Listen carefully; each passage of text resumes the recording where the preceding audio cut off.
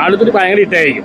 ചില ആൾക്കാർ നെഗറ്റീവ് പറയുന്നുണ്ട്, ചില പല ആൾക്കാരുടെ പടം കാണാൻ നെഗറ്റീവ് പറയുന്നുണ്ട്. പക്ഷെ പലരും വിചാരം പടം മോശമാണ്. പക്ഷെ എനിക്ക് തോന്നുന്നു പടം സൂപ്പർ ഹിറ്റായിരിക്കും. ഞാൻ ആട് വന്ന് ആട്ടുപോലെ കണ്ടതാണ്. എനിക്ക് പിന്നെ വിജയ് ബാബു സാറിൻ്റെ ഫിലിമാണ്.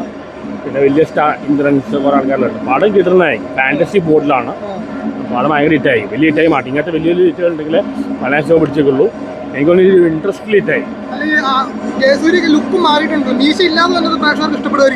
ആരും കുഴപ്പമില്ല. ഇത് വേറെ ലെവലാണ്, വേറെ അതുക്ക് മേലെയാണ്.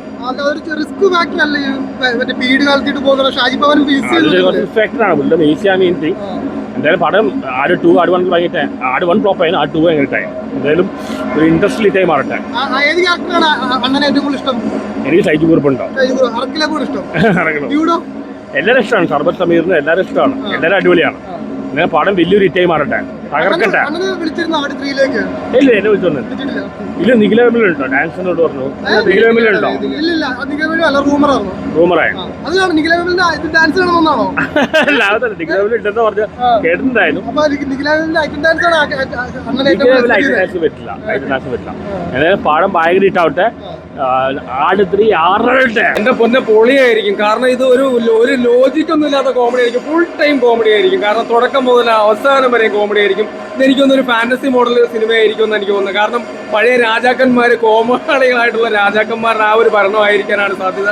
ഫുൾ ടൈം കോമഡി ആയിരിക്കും. ത്രൂ ഔട്ട് കോമഡി സിനിമയാണ്. അതിനകത്ത് വേറെ ഒന്നും ചിന്തിക്കാനില്ല. ആട് ഫസ്റ്റ് നമുക്കറിയാം, സെക്കൻഡ് നമുക്കറിയാം, 3 നമുക്കറിയാം. ഇപ്പൊ 3 വന്നിട്ടുണ്ട്.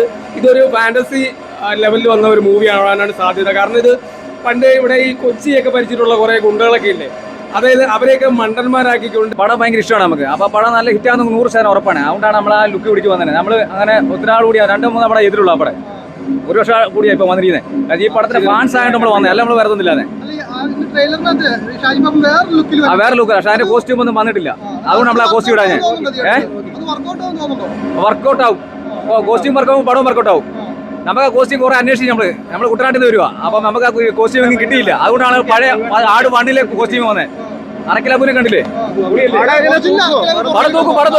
പടം ഒരു സംശയമില്ല. തൂക്കും പടം. കിടിലം പടം.